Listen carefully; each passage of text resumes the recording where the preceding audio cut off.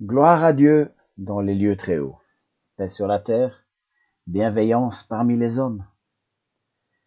Les lieux très hauts, voilà une expression intéressante. Il y a le monde visible que nous connaissons, et puis il y a le monde invisible, le monde spirituel, le monde céleste, les lieux très hauts. Tout ce monde est devenu connaissable pour nous par la révélation de Dieu. Quand on parle de Noël, il y a ce que les gens ont vu. Il y a un enfant qui naît dans une étable. Il est visité par des bergers, par des mages.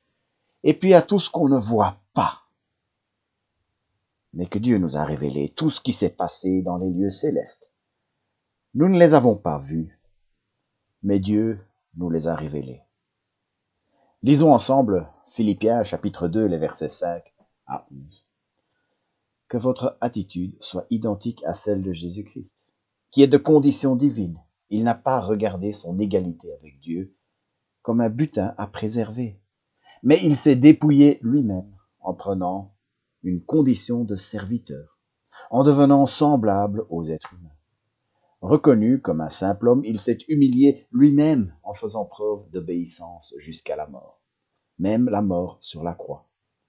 C'est aussi pourquoi Dieu l'a élevé à la plus haute place et lui a donné le nom qui est au-dessus de tout nom, afin qu'au nom de Jésus, chacun plie le genou dans le ciel, sur la terre et sous la terre, et que toute langue reconnaisse que Jésus-Christ est le Seigneur, à la gloire de Dieu le Père. Qu'est-ce qui s'est passé dans le monde invisible, dans les lieux très hauts? En premier lieu, il a abandonné sa position suprême.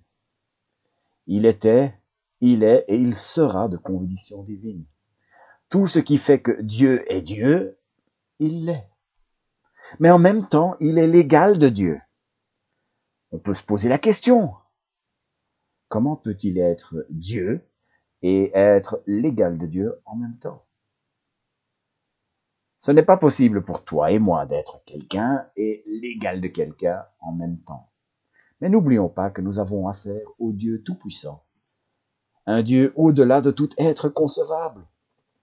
Comprendre et le connaître pour qui il est, c'est beaucoup plus libérateur que d'essayer de le contraindre à être ce que nous aimerions qu'il soit. Il n'a pas considéré cette égalité avec Dieu comme étant quelque chose à saisir. Quelqu'un avait essayé de saisir l'égalité avec Dieu. Le diable a voulu le faire et il a été chassé. Mais le Fils, lui, il l'était, égal à Dieu. Et il n'a pas voulu s'y accrocher.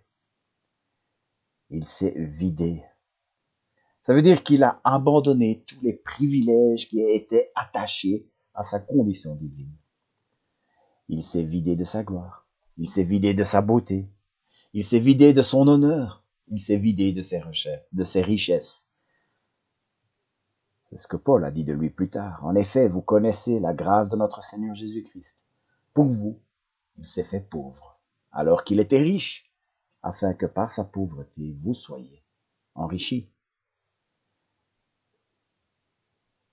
En deuxième lieu, il a accepté la place d'un esclave.